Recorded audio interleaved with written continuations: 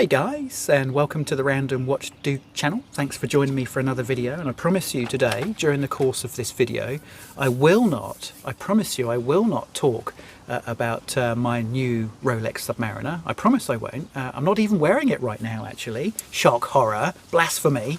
He blasphemes whilst he wears his Panerai Luminor, the 44mm blue mare.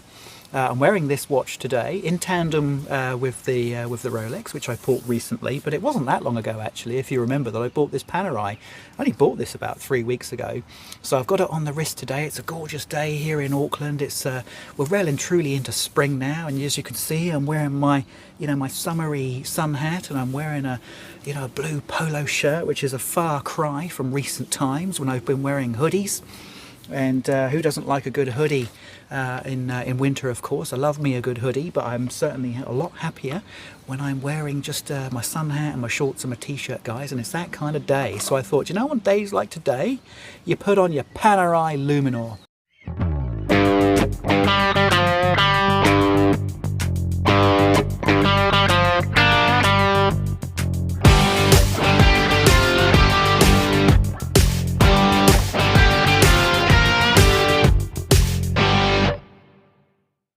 Now, as some of you might know, I've recently posted a few videos. When I say recently, I guess I'm probably going back a few months now, where I kind of speculated that this year, during 2024, Omega would release a new iteration of the Seamaster.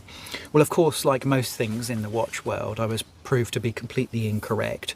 And I think what's happened is, although the Seamaster, if you go by history, where they actually replace or reiterate the Seamaster every 6 years, 2024 is the year of reiteration, but of course they haven't done it this year. Why haven't they done it this year? Quite frankly, guys, I think it's because the watch market is just in a bit of a lull. It's in a bit of a trough. There are nowhere near as many people buying watches as there were 2, 3, 4 years ago. And I think all of the watch companies, not just Omega, but all of the watch companies have just decided to take their foot off the gas. They're not putting the brakes on, they're taking their foot off the gas, they're not investing vast amounts of money in marketing. If anything, I think what I'm seeing at the moment is Rolex pulling back a little bit from their marketing and pulling out of the Grand Prix, for example, and they appear to be pushing Tudor more towards the front. If this is what I see as a punter, they're pushing Tudor more towards the front now, and Rolex are just withdrawing a little bit. Actually, just on a side note, before I start talking about the Omega Seamaster, I just wondered, I was just thinking the other day how Rolex bought the Boucherer brand of boutiques. They spent a phenomenal amount of money about 3 years ago, I think it was now, or maybe 2 years ago, on buying out the Boucherer brand of boutiques. And I was just thinking the other day, I wonder how much money they've lost on that investment now, because of course they bought right at the peak, when the watch market was absolutely searingly hot. And I wonder how much money Rolex have actually lost on that investment if they were to try and put that back on the market today and sell it again. I wonder how much money they'd end up losing on that. Very interesting. But that's an indication, I guess, as to also how much the watch market has receded. It's kind of just shrunk back to I guess what you could say, it shrunk back to what it used to be like, when watch enthusiasts like you and me could just walk in and pretty much buy whatever watch we wanted and maybe get a cheeky little discount with it as well, or some merch. But even merch these days is you've got to beg for it. But anyway, I wanted to talk about the Omega Seamaster. Why didn't they reiterate the Seamaster in 2024? And it's too late for them to do it now. I think it's September now. I don't think they'll do anything now.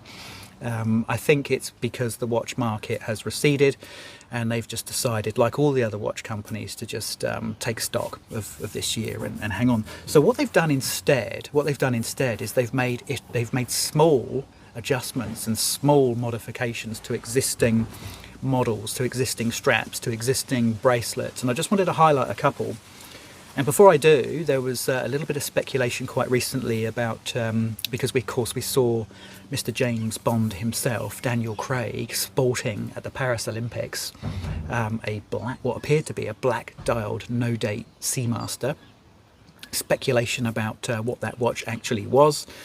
I speculated that it might have been a slightly smaller case size, and I'd love to think that it might have had the the original wave dial, the original sort of tight frequency wave dial pattern. But that I've actually just recently seen, as recently as yesterday, I saw, because of course the America's Cup is on at the moment, the sailing regatta, and Omega are a big sponsor of that, and they've actually used that watch. They've put that watch on, and I'll put a picture up.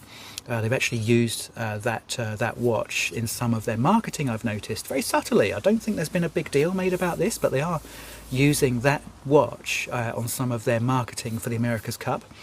Now, something else, and just to round that off, what I've noticed is that watch does have the current wave pattern dial, so that is literally just a Seamaster without a date wheel. Okay, well, very, very small iteration of an existing model, so that kind of follows the trend that I was just discussing. But the other thing that was quite interesting is the America's Cup, big sailing event. Omega are a big sponsor. They always release some special editions for the America's Cup. Now they've released a couple. One in particular, I think it's an absolutely gorgeous watch. It's an Omega Seamaster. It's got a bright blue bezel, ceramic bezel. It's got a white dial. And so far you're probably thinking, well, that's, yeah, okay, so they've just changed the colour of the bezel because there's already a white dialed Seamaster. But what they've also done is they've made their hands blue apart from the minute's hand, which has a red end to it. It transitions in colour to red at the end. And this is the minute's hand, not the second's hand. And the bezel actually has a countdown timer as well, because of course when you're in a race, in any yacht race, there is a countdown. There's a 5-minute countdown to when you are allowed to cross the start line. So it's a nod to sailing. It's a nod to Emirates Team New Zealand, red and blue, and of course Omega are a sponsor of Emirates Team New Zealand. But the really interesting thing, guys, and just to say, I think that watch is gorgeous. If I could walk in and buy that watch tomorrow, I think I probably would. I think it's really a really nice watch. But what's really interesting about that watch is actually what's on the back of it, and notwithstanding the fact that they've put the America's Cup logo on the see-through sapphire case back, which I think kind of ruins it a little bit.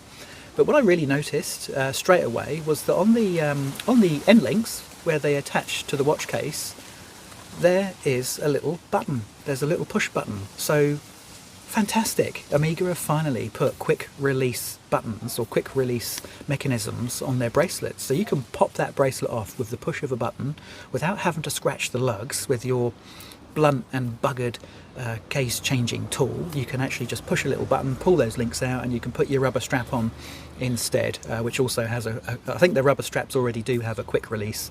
But that's the first time, guys, I mean, you can correct me if I'm wrong, but that's the first time I've seen a quick release mechanism used on the current Omega Seamaster range. And I went onto their website, just to finish this, I went onto their website and I thought, oh, does that mean that all of the other models now, like the white with the black bezel and the blue and the black, does that mean that all of those other standard Omega Seamasters are going to have this quick release mechanism on the bracelets? And they don't. At the moment, it's only this America's Cup version that has the quick release bracelet. Very interesting. But what that tells me is that quick release mechanism is going to be rolled out quite soon, because Omega won't be allowed to put that mechanism on some models but not others. So where does that take us? Does that mean that there is another change coming soon, or does it mean that we're just going to see a series of really small upgrades and reiterations of existing products with small upgrades over the next few months? And I'd like to think we are. Going into next year, look, I don't know what the watch market's going to look like next year, but my suspicion about the watch market for next year is that it's going to be very similar to this year. I'm not seeing any indication at all anywhere to suggest, unless there's another outbreak of, deadly outbreak of COVID or monkeypox suddenly starts wiping out tens of thousands of people, and we go back into this, much maligned lockdown, which we're all kind of pretty much over, I'd say. Unless that kind of scenario happens again, where we're all sat at home wanting to spend money, then I think the watch market's going to stay pretty much in this lull that it's in right now for definitely going through next year as well, maybe even the year after that. So, you know, are we going to see any significant new models from Omega, or are we going to keep seeing these little iterations, these little upgrades, these little fancy extras?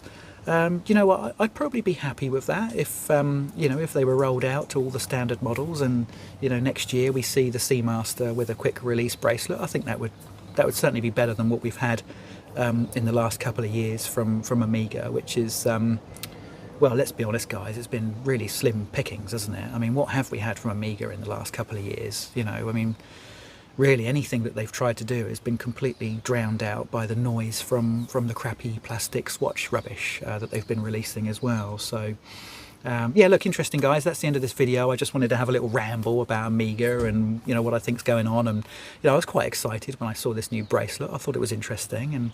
And yeah, let me know guys, if any of you have got that watch with that quick release bracelet. I'd love to see it. It'd be great to hear what you think of it. Thanks for watching the video guys, really appreciate it, and I look forward to seeing you on the next one. Cheers.